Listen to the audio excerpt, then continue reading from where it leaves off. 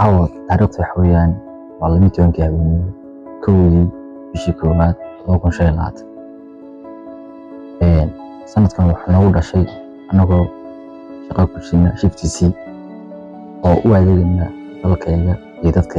dadkayga xanuunsan jilicsan sanadkii dhamaaday wuxuu noo leeyahay xasuuso fara badan xasuusahaasoo waxyaabo badan oo ka xasuusano dad qaali aan baranay waxyaabo badanna ay noo galeen waxyaabo badan ay naga qabiyoobeen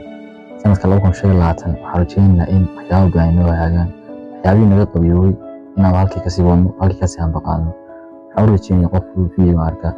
inuu u noqdo sanad qurux badan sanad wanaagsan sanad oo hadafkiisii yooyinkiisii ka dhabeeyo iyo sanad uu waxyaabo badan insha Allah u xaqiijin doono qof waxaad xaq ku soo qortaa sanadkan xaq ku bilaabay